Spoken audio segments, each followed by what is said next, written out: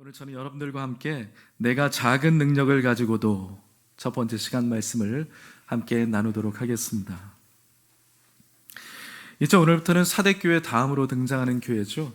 빌라델비아 교회에 대한 말씀을 우리가 함께 나누도록 하겠습니다. 우리 옛말 속담에 우리가 잘 아는 이런 말이 있죠. 작은 고추가 맵다라고 하는 말이 있습니다. 그러니까 아무리 작더라도 우습게 보면 안 된다라고 하는 뜻이겠죠. 그런데 빌라델비아 교회가 바로 그러한 교회라고 할 수가 있겠습니다. 오늘 보면 특별히 8절 중간쯤에 보면 그런 말씀이 등장을 해요.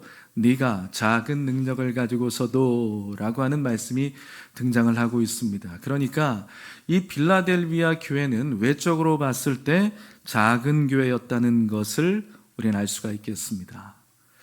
그럼에도 불구하고 이 빌라델비아 교회는요, 예수님께로부터 칭찬만 받은 굉장히 특별하고 아름다운 교회였습니다.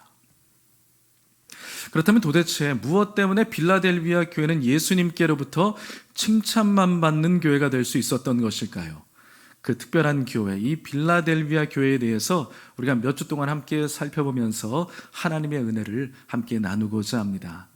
우리가 먼저 이야기해야 될 것이 한 가지가 있는데요. 이 빌라델비아 교회가 예수님께로부터 칭찬만 받은 교회였습니다만 빌라델비아 교회 앞에 당면한 문제는 여러 가지 많은 문제와 어려움들이 있었습니다. 대표적인 것이 세 가지 어려움들이 있었어요. 첫 번째는 경제적인 압박이 있었습니다. 우리가 지금 요한계시록 초반부를 살펴보고 있는데요. 요한계시록 초반부에 등장하고 있는 소아시아를 대표했던 7개의 도시들 가운데 이 빌라델비아 도시는 가장 역사가 짧은 도시였습니다. 그렇지만 이 빌라델비아는요, 그 당시에 무시아, 리디아, 부르기아로 이어지는 무역로가 만나는 지점이었고요. 그래서 동쪽으로 들어가는 관문이다라고 하는 별칭을 얻을 정도로 교통의 요충지였습니다. 교통이 발달했다는 거예요. 물류 이동이 용이했겠죠. 그러면서 특별히 이 빌라델비아에는 포도 농사가 매우 잘 됐습니다. 그래가지고 농업과 산업이 발달을 했고요. 물류의 이동이 용이한 지역이었기 때문에 경제적으로 부유한 도시였다라는 것입니다. 잘 사는 도시였습니다. 그런데 그 빌라델비아 도시 안에도 길드라고 했죠. 이 상업 조직이, 상업 조합이 결성되어져 있었던 것입니다. 그렇기 때문에 그 도시 안에서 그래도 제법 먹고 살기 위해서는 어느 정도 내가 이익을 좀 얻기 위해서는 나아가서 어떤 이제 상업적인 활동을 하면서 사업을 좀 해 나아가려고 한다면 그 사람은 이 길드라고 하는 상업 조직 안에 가입을 해야 되는 겁니다. 그런데 여러분들 아시는 것처럼 몇 번 말씀드렸죠. 그 조직 안에 가입을 하게 되면 그냥 가입하는 것이 아니라 이방인들이 행사하고 있는 종교 행사에 참석을 해야 되는 겁니다. 그들이 먹는 우상 제물을 먹어야 하고 우상에게 절을 해야 되는 상황들이 벌어지는 것이죠. 그러니까 믿는 자로서 얼마나 큰 내적인 갈등이 일어났겠습니까? 그럼에도 불구하고 이 빌라델비아 교회 성도들은요, 너무나 신실하게 믿음을 지키기 위해서 그러한 경제적인 불이익들을 감수하고 있었다는 것입니다. 경제적인 압박과 어려움이 있었어요. 두 번째로 영적인 압박을 이야기할 수가 있겠습니다. 오늘 본문 9절 앞부분에 이렇게 나오죠. 보라, 사탄의 회당 곧 자칭 유대인이라 하나라고 하는 부분이 등장을 합니다. 이 사탄의 회당은 무엇을 말하는 것일까요? 그것은 바로 유대인의 회당을 말하고 있는 것입니다. 빌라델비아 도시는 굉장히 개방적인 도시 분위기를 유지하고 있었습니다. 그런 개방적인 도시 분위기 가운데서 살고 있는 그 도시에 유대인들이 제법 많이 있었거든요. 그런데 그런 흐름과 분위기를 타고 있었던 거예요. 유대인들이 그런 개방적인 분위기와 흐름을 타고 있으면서 그들이 유대교를 신봉하고 있는데 혼합주의적인 유대교를 믿고 따르고 있었던 것입니다. 그들이 유대교를 따르는 것도 그 마음과 믿음이 흐트러지고 있었는데 더군다나 더 나아가서 그들이 어떻게 했냐 하면 예수 믿고 있는 유대인들이 그 도시에 살고 있을 것 아닙니까? 유대인이지만 예수님을 메시아로 구주로 믿고 있는 유대인들이 있었던 것이죠. 근데 그들을 어떻게 했습니까? 핍박하고 공격하고 때로는 회유하면서 시험에 빠지도록 만들고 있었다는 것입니다. 그런 영적인 유혹에 시달리고 있었다라는 것이죠. 세 번째로 환경적인 압박을 이야기할 수가 있겠습니다.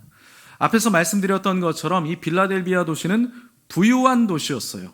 그런데 매우 정말 치명적인 취약점 한 가지를 앓고 있었습니다. 그게 무엇이었느냐 하면 화산과 지진의 위협이었습니다.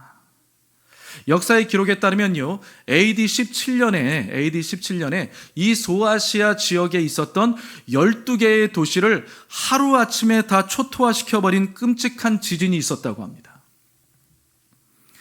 엄청난 지진의 피해가 있었는데 그 가운데 가장 큰 피해를 당한 지역이 어디였느냐? 바로 이 빌라델비아 도시였습니다. 그러니까 강진이 한번 딱 벌어지고 난 다음에 완전히 도시가 그냥 초토화되었겠죠. 뭐 하나 남아있는 게 없을 것 아닙니까? 그런 상황 가운데 있다가 사람들이 어떻게 합니까? 더 이상 있을 곳이 없으니까 이제는 거기 있으면 우리도 죽겠다 싶어가지고 여진이 계속되니까 하는 수 없이 도시 바깥으로 가서 살 수밖에 없게 되는 겁니다. 그리고 난 다음에 여진이 잠잠하게 되어지면 다시 그 도시 안에 들어와서 생활을 하는데 마음이 불안했겠죠.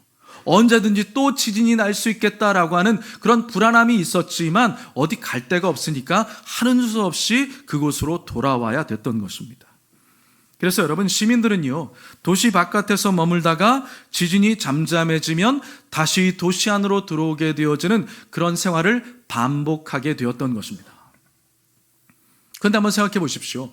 소위 돈 많은 사람들은 어떠했을까요?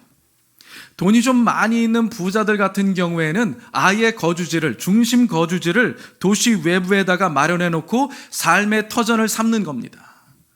그리고 좋은 토양 위에다가 농사를 지으면서 떵떵거리며 살 수가 있는 것이죠. 지진 피해가 없는 지역에다가 땅 사놓고 거기에 거주하는 거니까요.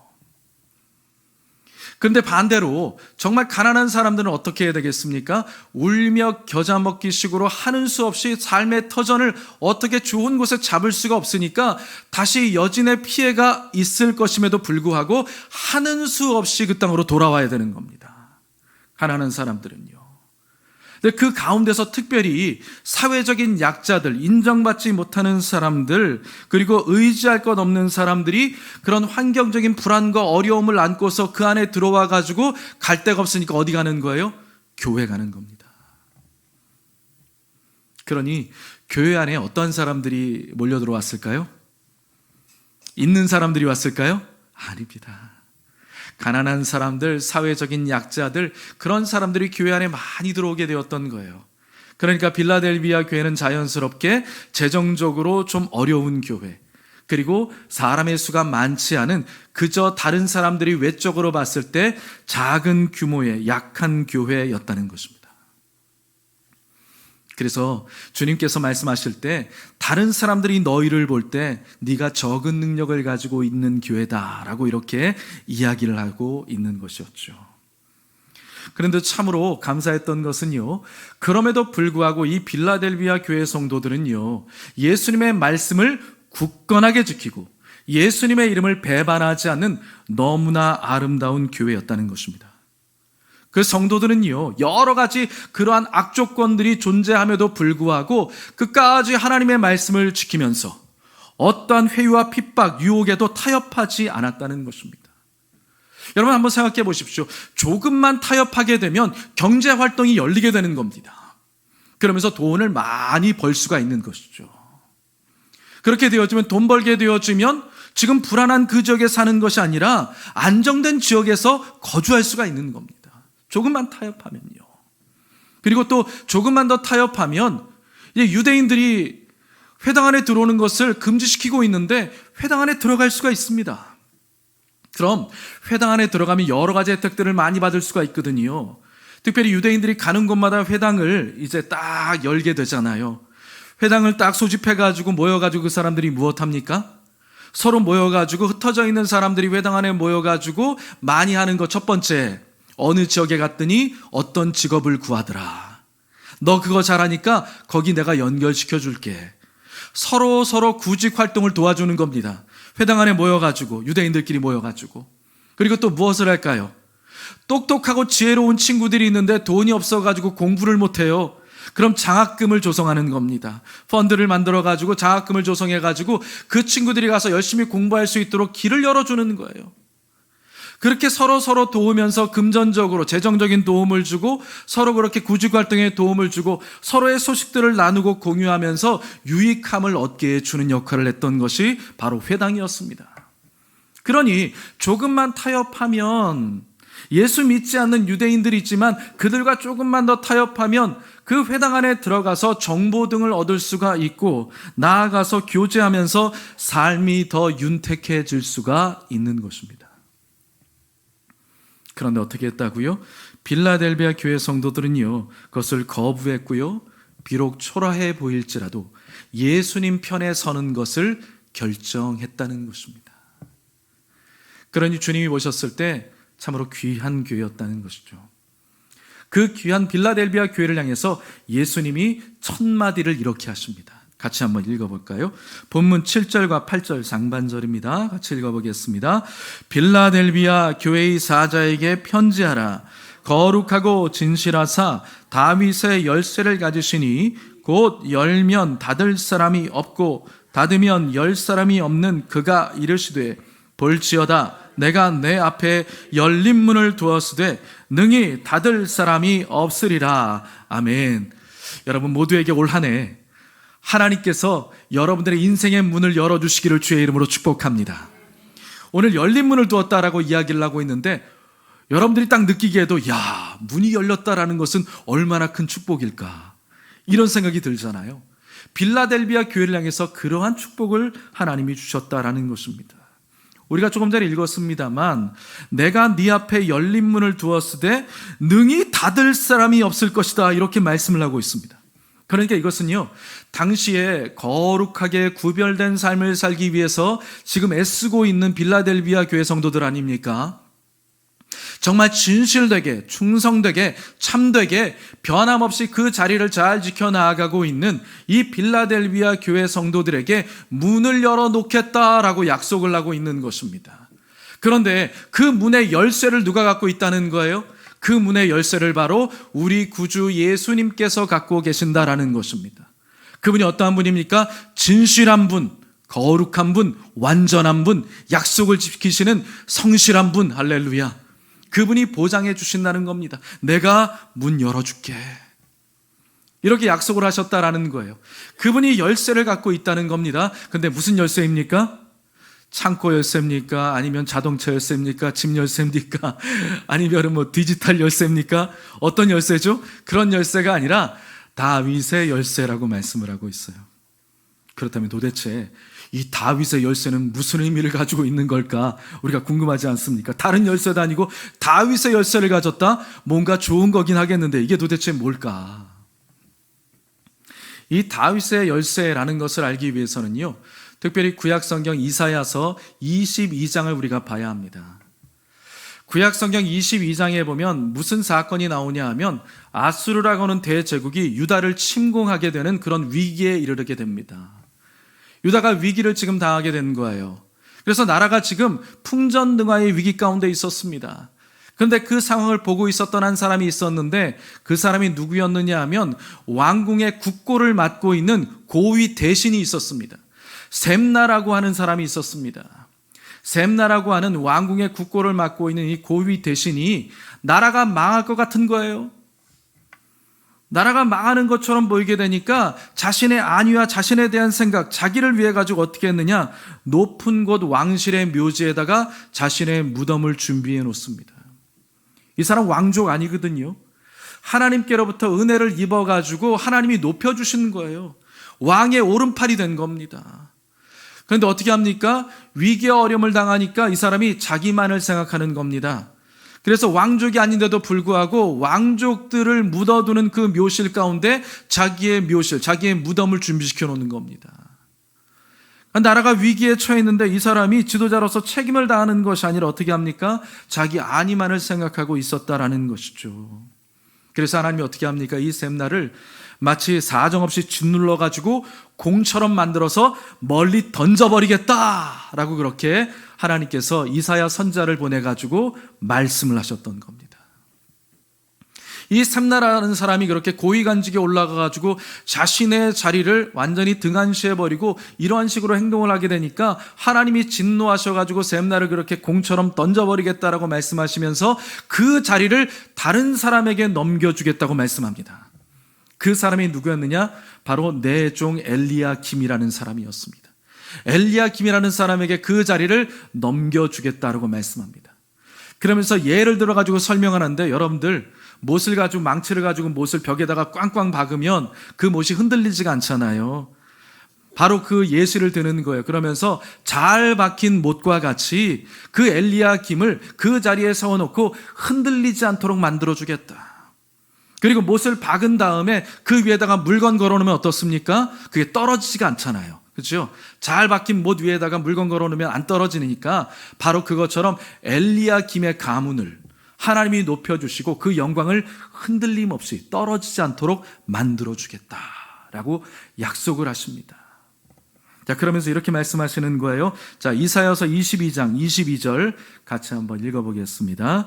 내가 또 다윗의 집의 열쇠를 그의 어깨에 두리니 그가 열면 닫을 자가 없겠고 닫으면 열 자가 없으리라. 그의 어깨에 둔다. 누구의 어깨에? 엘리야김의 어깨에 두겠다. 고대 시대에 때는요, 열쇠가 컸어요. 큰 열쇠들이 있었습니다. 그래서 손에 이렇게 잡고 다니는 게 아니라 어깨에 짊어져야 되는 열쇠들이 있었습니다. 그 엘리야김에게 그런 놀라운 권세를 하나님이 주겠다라고 말씀을 하는 겁니다. 바로 그것처럼 집주인이 그 집에 대한 권세를 가지고 있지 않습니까? 들어오며 나가는 것을 관할할 수 있는 그런 큰 권세를 가지고 있잖아요. 집주인이 가지고 있는 겁니다. 하나님이 그런 분이잖아요. 그런데 그 열쇠를 누구에게 준다는 겁니까? 엘리야김에게 주면서 다윗 왕조에 대한 열쇠를 내가 너에게 넘겨주겠다는 겁니다. 다윗 왕조가 세워지는 데 있어서 혁혁한 공을 세우는 정말 위대한 가문, 위대한 인물로 만들어주겠다라고 엘리야김에게 하나님이 약속을 하신 겁니다. 근데 그러면서 오늘 본문에 이 표현이 등장을 하고 있는 거죠. 왜 이렇게 말씀하고 있는 걸까요? 바로 그 엘리야김처럼 예수 그리스도께서 마치 그러한 분이라는 겁니다. 하나님의 나라, 하나님 왕국의 열쇠를 갖고 있는 분이 바로 우리 주 예수 그리스도가 되신다. 그런 절대 권세를 갖고 계신 예수님께서, 그 열쇠를 갖고 계신 그 예수님께서 열린 문을 누구에게 두셨다는 겁니까? 빌라델비아 교회 성도들에게. 신실하게 하나님을 믿고 어떠한 유혹 가운데도 굴하지 않고 이 세대 가운데 물들지 않으며 신실하게 주님을 섬겨 나아가고 있는 참된 그리스도의 제자된 바로 그 빌라델비아 교회 성도들에게 너희가 무엇을 하든지 내가 너희 앞에 문을 열어둘 것이다. 너희에게 축복할 것이다. 너희를 높여줄 것이다. 너희를 책임져 줄 것이다. 너희와 함께 할 것이다. 할렐루야. 이 정도 하면 아멘 나올 것 같은데. 그렇게 하나님께서 놀라운 복을 약속하고 있는 것입니다. 특별히 다른 것도 아닌 열린 문을 두었다 이렇게 약속을 하고 있잖아요. 열린 문 무슨 의미일까요? 두 가지로 볼 수가 있어요. 첫 번째는 사역의 문을 말하는 거예요. 두 번째는요, 구원의 문을 말씀하고 있는 겁니다. 사역의 문은 바로 그런 이야기를 하고 계시는 거예요. 사역의 문이라고 하는 것은 앞에 말씀드렸습니다만 이 빌라델비아 교회가 작은 교회였다고 하잖아요. 그래서 작은 일을 감당하고 있습니다만 하나님이 보실 때는 어떤 거냐? 하나님 보실 때는 그 작은 일이 굉장히 의미 있는 일을 감당하고 있다는 거예요. 굉장히 의미 있는 일을 감당하고 있고, 그래서 그 교회가 시간이 지나면서 더 큰 일을 감당하게 될 것이다. 할렐루야. 그 일을 말씀하고 있는 겁니다. 그리고요, 이 빌라델비아 교회가 마치 한 달란트를 받은 그런 종과 같을지 모르겠지만 결국 하나님이 보셨을 때는 마치 5달란트 받은 교회와 같은 그러한 교회다라고 하나님이 인정과 칭찬을 해주신다라는 거예요. 그러니까 하나님 보셨을 때는 작은 교회가 아니라 큰 교회라는 겁니다. 너무나 멋진 교회라는 것이죠. 마태복음 25장 21절 우리가 잘 아는 부분인데 같이 한번 읽어보겠습니다. 그 주인이 이르되 잘하였도다. 착하고 충성된 종아, 내가 적은 일에 충성하였음에 내가 많은 것을 내게 맡기리니 내 주인의 즐거움에 참여할지어다 하고. 아멘. 저와 여러분들이 그렇게 하나님 앞에 인정받게 되길 주님의 이름으로 축복합니다. 아무리 작아 보이는 일일지라도 그 일을 성실하고 충성되게 감당함으로 말미암아 하나님 보셨을 때 큰 사람, 하나님 보셨을 때 큰 일꾼, 하나님 보셨을 때 큰 교회가 되기를 주님의 이름으로 축복합니다. 그런 교회가 바로 빌라델비아 교회였다는 것입니다. 두 번째로 구원의 문을 이야기할 수가 있는 거예요. 이건 무엇이냐면 예수님 안에 들어가는 구원을 약속하신다는 거예요. 왜냐하면 예수님이 다름 아닌 구원의 문이시거든요. 예수님을 통해서만 구원이 이루어지는 겁니다. 할렐루야. 그렇죠? 그렇기 때문에 예수님이 나는 구원의 문이라고 말씀을 하셨잖아요. 자, 요한복음 10장 9절 말씀 같이 읽어보겠습니다. 내가 문이니 누구든지 나로 말미암아 들어가면 구원을 받고 또는 들어가며 나오며 꼴을 얻으리라. 아멘. 예수님의 그 구원의 문 가운데 들어간다, 구원에 참여하게 된다라고 말씀하고 있는 겁니다. 그러니까 말하자면 무엇이냐 하면 열린 문을 두셨다라고 하는 것은요, 예수님께서 빌라델비아 교회를 보실 때 착하고 충성된 교회다. 빌라델비아 교회, 내가 봤을 때 너희 교회는 참으로 착하고 충성된 교회다. 정말 믿을 만한 교회다. 그래서 내가 너를 믿고 무엇인가 일을 맡겨주기를 원한다.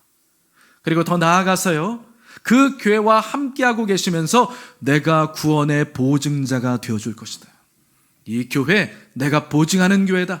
내가 함께하는 교회다. 내가 반드시 복주는 교회다. 이 교회는 살아있는 교회다 라고 하는 하나님의 보증을 받는 그런 놀라운 복을 받게 된다는 것입니다. 얼마나 큰 복을 받고 있는 겁니까? 그런데 놀라운 것은요, 예수님께서 빌라델비아 교회를 향해서 하시는 축복은 거기서 끝나지가 않습니다.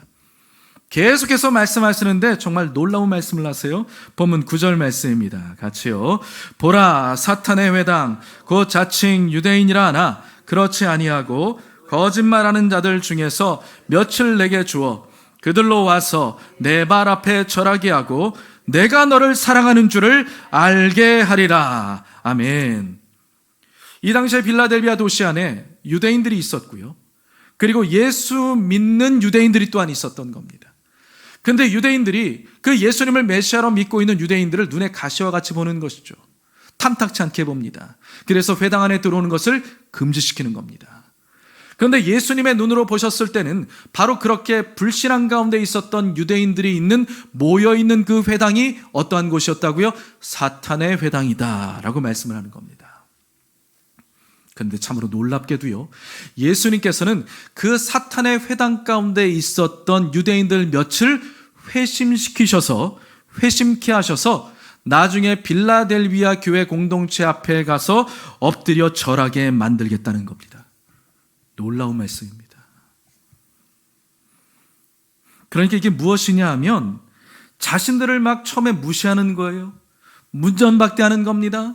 우습게 하는 겁니다. 저 예수 믿는 예수쟁이들, 같은 동족인데도 불구하고 예수 믿는다는 이유로 문전박대하고 무시하고 우습게 알고 있는 겁니다. 그렇게 했던 그 유대인들이 어떻게 한다고요?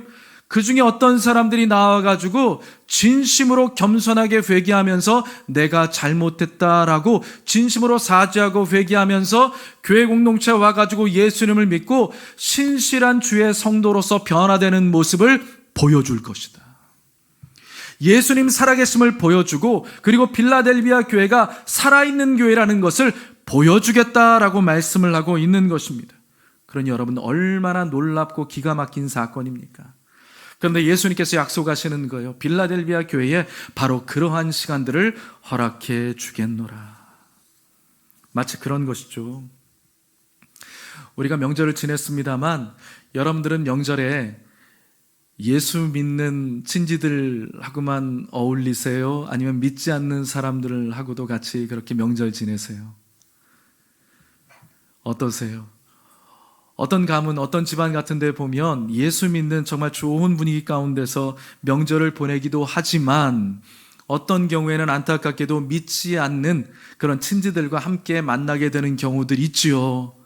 그러면 그런 가운데 이야기를 나누다가 교회 이야기가 막 나올 때도 있고, 그럼 교회가 안 좋은 것 보면서 막 서로 막 헐뜯을 때도 있잖아요. 믿지 않는 사람들이 뭐라고 이야기하고, 그러면 나는 또 내 편에서 또 교회 편을 들면서 이야기하다가 서로 나중에 감정이 상해버리는 그런 경우들 있지 않습니까? 뭐 거기까진 그럴 수 있다고 하는데, 내가 예수 믿으면서 떵떵거리고 잘 살면 참 좋겠는데 그렇지 못한 경우에 어떻습니까? 은근히 무시하면서 내 자존심 뭉개버리고 우습게 하는 사람들 있죠. 저거 예수 믿는다고 하면서 저렇게 살고 있네 그러면서 굉장히 우습게 여기는, 내 자존심 뭉개버리는 그러한 사람들 만날 때가 있는 겁니다. 그런데 놀랍게도요, 그러한 사람이, 그렇게 했던 사람이 어느 날 찾아오는 겁니다. 그러면서 이렇게 말하는 겁니다. 내가 그동안 너무너무 잘못했어. 실은 내가 네가 믿고 있는 예수님을 내가 만나게 되었는데 내가 얼마나 못된 사람이었는지 내가 이제서 깨닫게 되어서 내가 너무너무 잘못했어. 내가 정식으로 사과할게. 정말 미안해. 라고 하는 역사가 나타나는 거예요. 찾아와가지고 무릎 꿇고 회개하면서 나를 그렇게 무시했던 사람이, 적대했던 사람이 나를 인정하면서 무릎 꿇고 회개하고 사죄하게 된다. 할렐루야. 그런 놀라운 역사가 나타나게 된다는 겁니다. 극적인 반전 사건이 일어나게 된다는 겁니다. 누구의 인생이에요? 나의 인생 가운데. 그리고 그것을 통해서 무엇을 보게 해주시는 겁니까? 예수님이 바로 나를 사랑해 주신다라는 것을 보게 해주신다는 것입니다. 많은 사람 앞에서 내가 예수님께 인정받는 사람이고 귀한 사람이고 멋진 사람이고 아름다운 사람이고 칭찬받는 사람이라는 것을 만인 앞에서 보여주시겠다라고 말씀하고 있는 것입니다. 마치 우리가 잘 알고 있는 것처럼 다윗이요, 그 집안 가운데 막내이지 않았습니까? 근데 집안에서 왕따 당하고 있었습니다. 근데 어느 날 사무엘 선지자가 와가지고 아들들 다 모여있는 그 자리 가운데 다윗만 빼놓고 있었는데 나머지 형제들 다 모였는데 그 가운데 왕이 될 만한 제목 앞에 나아가서 기름을 부으려고 하는데 하나님이 뭐라고 하십니까? 이 사람들 가운데 그 사람 없어 그러는 거예요. 왕이 될 만한 제목 없어. 그래가지고 사무엘이 이야기하는 거죠. 이세 그 아버지한테 아들들이 여기밖에 없냐, 또 다른 아들 없냐 찾는 거예요. 사람들이 무시하고 사람들이 멸시하고 그랬는데도 불구하고 누가 찾습니까? 하나님이 찾는 거죠. 하나님이 부르시는 거예요. 이새가 한 명 있다 그랬죠. 빨리 데려오라고. 안 데려오면 내가 식탁 자리에 함께하지 않겠다고. 그래서 누굴 데려옵니까? 다윗을 데려왔던 것이죠. 다윗에게 기름을 붓는데 어떻게 기름 부었죠? 형들이 보는 앞에서 중간에다 딱 세워놓고 그 다윗에게 무릎을 꿇리고 하나님이 그 선자를 통해서 기름을 부어주었습니다. 사람들이 인정하고 사람들이 적대시하고 사람들이 가볍게 여기는 그런 존재였는지 모르겠지만 하나님이 인정하고 하나님이 칭찬하고 하나님이 복주시고 하나님이 함께 하시고 하나님이 책임져 주시니까 할렐루야, 하나님 앞에 높임을 받게 되고 많은 사람 앞에 칭찬과 존귀와 높임을 받게 되는 역사가 나타나게 된다는 것입니다. 바로 여러분들에게 그러한 날이 찾아오기를 주님의 이름으로 축복합니다. 말씀을 정리합니다. 우리 모두에게 그러한 날이 찾아올 줄 믿습니다. 많은 사람 앞에서 하나님께서 나를 인정해 주시고 나를 칭찬해 주시고 내가 귀한 사람이라는 것을 보여주는 그날이 오게 될 줄 믿습니다. 그러니 사랑하는 성도 여러분, 아무리 작은 능력을 가지고 있다고 하는 것처럼 보일지라도 예수님의 말씀을 잃어버리지 말고 예수 이름을 배반치 않아서 그 말씀대로 나아감으로 말미암아 존귀한 하나님의 백성들로 하나님 앞에 세움받게 되기를, 인정받는 자들로 열린 문을 향해서 나아가는 저와 여러분들이 되시기를 주님의 이름으로 축복합니다.